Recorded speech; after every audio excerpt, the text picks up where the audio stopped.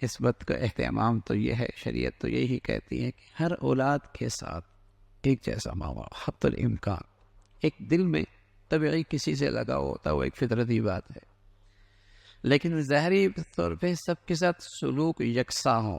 اس کی برکت یہ ہوتی ہے کہ بچوں میں پھر آپس میں حسد، کینہ اور ایک دوسرے کے لیے نفرت نہیں ہوتی، سب کا یکساں سلوک.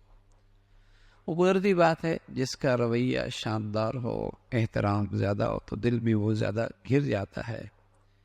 لیکن ماں باپ اپنے بچوں کی حفاظت کی خاطر، تربیت کی خاطر، ان کی تعلیم کی خاطر حتی الامکان سب کے ساتھ ان کا سلوک یکساں ہو، حتی الامکان. اور پھر بچہ ہو یا بچی ہو، پہلی ترجیح یہ ہو کہ یہ اللہ کے رسول کے بچے، اور صرف دنیاوی منفعت رکھ کر کسی ایک کو ترجیح نہ دی جائے، کسی ایک کو آگے نہ رکھا جائے، آخرت کو بھی سامنے رکھا جائے کہ اولاد ساری کی ساری بہت بڑا صدقہ جاریہ ہے.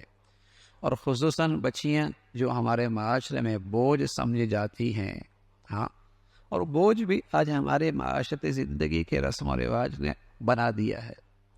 اس لیے کہ جن کے یہاں بچیاں ہو گئی تو مطلب یہ ہوتا ہے کہ اب ساری زندگی کا خرچہ ماں باپ پر ہی ہے، سب کچھ انہوں نے کرنا.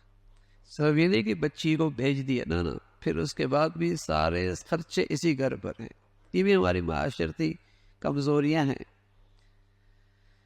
حالانکہ شریعت نے اس معاملے میں ان پہ اتنا بوجھ نہیں رکھا، لیکن معاشرے نے، سوسائٹی نے اس میں رسم و رواج باندھ دیے اور ایسے پاؤں کی جیسے کہیں کہ بیڑیاں بنا دی کہ اور ہمارے معاشرے میں یہ بچیاں بوجھ بننے لگی. وہ تو ہمارے اپنا کیا کرایا ہے، ورنہ شریعت اس کی اجازت نہیں دیتی.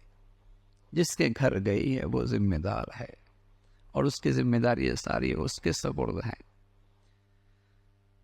تو بہرحال یہ اللہ کے نبی صلی اللہ علیہ وسلم نے ان کمزوریوں پہ نظر رکھ کے اس کی فضیلت بتائی ہے، اور یہ بہت بڑی جسے کہیں کہ اجر و ثواب کا باعث ہے.